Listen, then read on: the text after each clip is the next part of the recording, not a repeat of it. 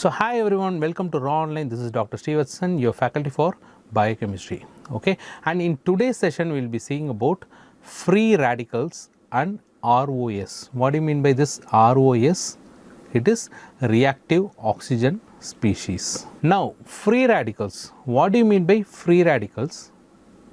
Any idea? These free radicals are nothing but some kind of a molecules which are capable of existing independently with the presence of an unpaired electron on its surface, outer shell.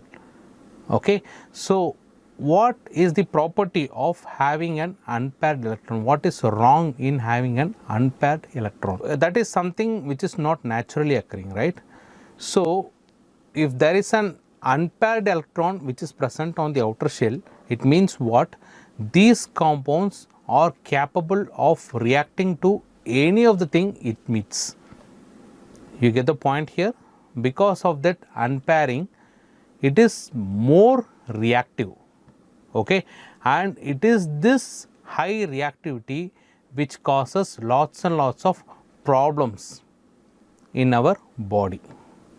Okay, and these are called as free radicals.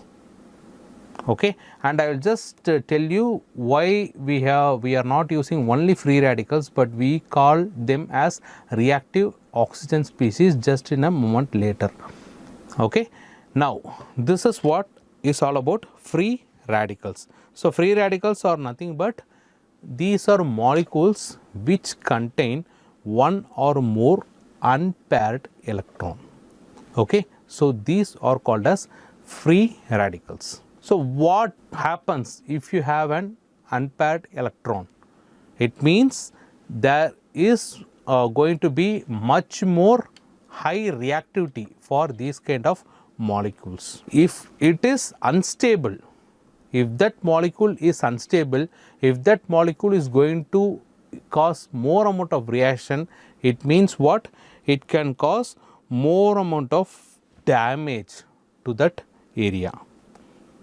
Okay, and this instability, see, it's just like logically what happens in any kind of government which is very unstable. What happens if that government of a country is unstable? There is a very high chance of the entire country getting destabilized because of that unstable government. You get the point? So this is very infectious. This is very some kind of a chain reaction which starts from the top and it just spreads with the new one. So same like this highly reactive unpaired electron or highly reactive free radicals, it not only cause damage, it also forms new free radicals.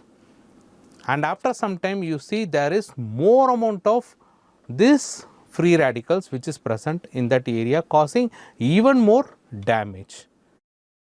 One more thing is that they don't care about their life. So they have a very short lifespan. But before it just goes, it converts nearly around 10 or 20 radicals. You get the point?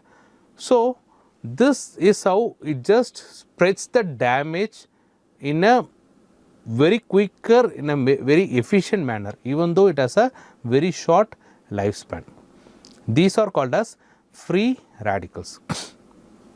And what do you call the damage which happened to that organ or cell where this free radicals are reacting? You call that as oxidative damage or oxidative stress. You call this as what? You call this as oxidative stress. Okay, so these are some of the examples of free radicals. See, this is just an oxygen molecule which has lost an electron and one electron is unpaired, and this is called as a superoxide anion which is super reactive molecule. Okay, in this OH group has lost an electron and it is called as hydroxy radical. This HOO missing an electron is called as hydroxy peroxyl radical. Then we have got this NO, nitric oxide, with an unpaired electron.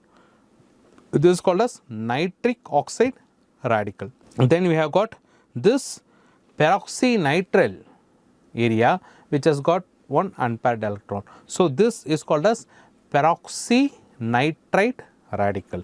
So these things are called as free radicals.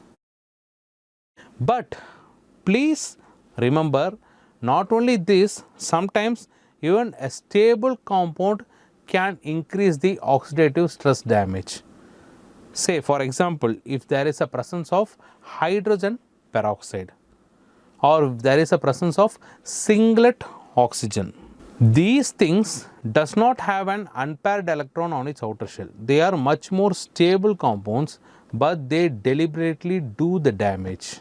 So that is why you don't call these things are free radical damage, or you call this entire thing as reactive oxygen species, or the bad guys.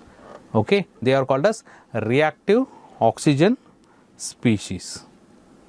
Okay, if it has got nitrogen in it instead of oxygen, nitrogen as the prominent one, you call that as reactive nitrogen species. The majority will be having oxygen, so it is reactive oxygen species, or ROS. You call that as ROS.